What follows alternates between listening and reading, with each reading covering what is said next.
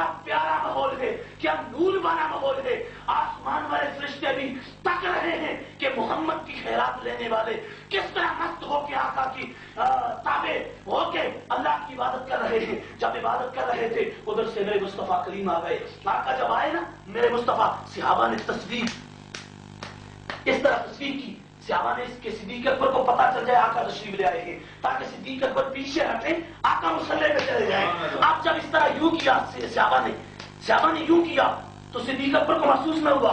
فلما اکثر الناس، جب صحابہ نے کثرت سے کیا نا صدیق اکبر پیچھے ہٹے. آقا کا پتا چلا کہ آقا آ گئے ہیں. مصطفیٰ کریم نے کہا کن صدیق اپنی جگہ پہ ٹھہرو، نہ پیچھے آؤ، میں تمہیں اجازت دیتا ہوں. صدیق نے کہا نہیں آقا میں کیسے کھڑا ہوں. صدیق پیچھے آ گئے. نماز ختم ہوئی، میرے آقا صحابہ کی جانب متوجہ ہوئے. فرمائے صدیق ما منعک ان تصلی حین اشرت الیک. اوے صدیق میں نے تجھے کہا نہیں تھا نماز پڑھا تو آگے کھڑا ہو کے، پھر پیچھے کیوں آیا تھا؟ تو آگے رہ جاتا، میں نے تجھے حکم دے دیا تھا. عرض کیا او اللہ کے رسول ما ینبغی لابن ابی قحافہ ان یقوم بین یدی رسول اللہ صلی اللہ علیہ وآلہ وسلم. اللہ کے یار، اللہ کے نبی ابن ابی قحافہ، ابو قحافہ کے بیٹے کی کیا مجال نبیوں کا امام پیچھے کھڑا ہو اور ابو بکر آگے کھڑا ہو جائے. میری نماز اس طرح نہیں ہوتی. میں نبی کو آگے کھڑا کر کے نبی کی تعظیم کر کے نماز ادا کروں تب میری نماز کامل ہوا کرتی ہے. صدیق اکبر نے ان کو آگے کر دیا، وہ آگے ہو کے نماز ادا کی. اب یہاں پہ خیال آیا یا نہ آیا؟ اور تعظیم کی یا نہ کی؟ سارے صحابہ نے تعظیم کی، کوئی نماز نہیں ختم ہوئی. مولانا صاحب اس عبارت سے مطلب آپ نے کہا کہ یہ واضح کر دیں، تو اس عبارت کا مطلب یہ ہے کہ جب انسان کے ذہن میں رسول اللہ کا خیال آتا ہے تو اس وقت جو انسان کا دل ہے وہ انسان کی محبت عشق جو ہے میں مصطفیٰ کے لیے جو گم ہو جاتا ہے. تو مولانا جب رسول اللہ کا خیال آئے گا تو خود بخود میں نے پہلے سے عرض کیا کہ جب جو رابطہ اللہ سے تھا وہ رابطہ ٹوٹ جائے گا. اور مولانا گدے اور فرش کا اگر آپ کہتے ہیں یہ خیال ہے کہ نہیں ٹوٹتا، عام چیز ہے. میں مثال دے کر سمجھانا چاہتا ہوں.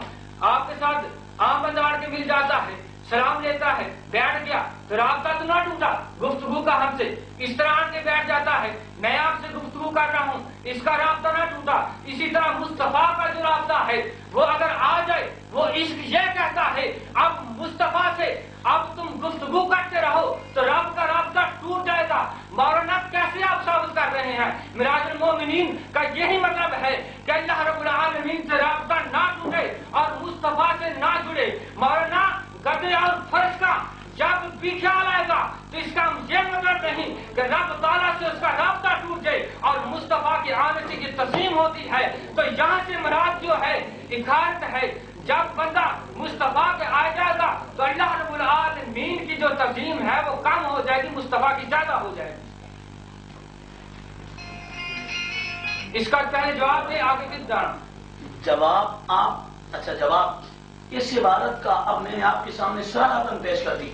عبارت یہ ہے جس کے اندر یہ الفاظ موجود ہیں. میں پھر پڑھ دیتا ہوں اگر آپ کو اعتراض ہے.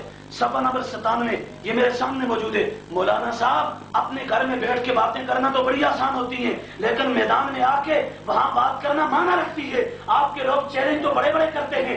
آپ نے کہا میں سپاہ صحابہ کا پتہ نہیں فلاں کون سی جگہ کا امیر بن کے آیا ہوں. آپ کیا امیر ہیں؟ کھے امیر ہیں آپ کو پتہ ہی نہیں اس عبارت کا معنی کیا ہے.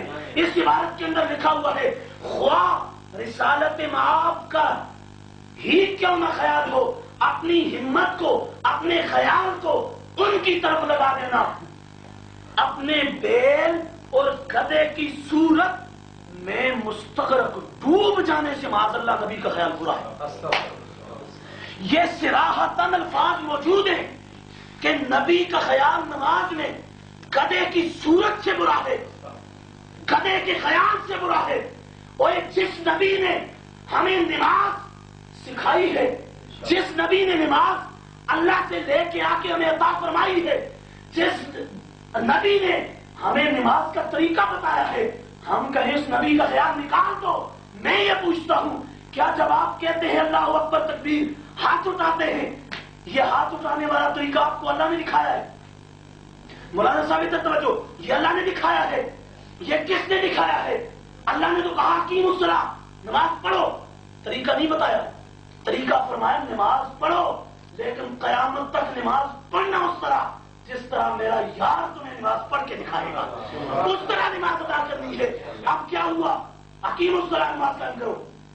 ہاتھ اٹھائے، کیا نبی کا خیال آتا یہ نہیں آتا کہ نبی نے ہاتھ اٹھائے تھے نا، نبی نے ہاتھ اٹھا کے طریقہ بتایا تھا۔ یہ ہاتھ اٹھے، ادھر ہاتھ باندھے، کس نے باندھے تھے؟ نبی نے باندھے تھے۔ رکوع کیا، کس نے کیا تھا؟ نبی نے کیا تھا۔ یہ سارا خیال آیا یا نہ آیا؟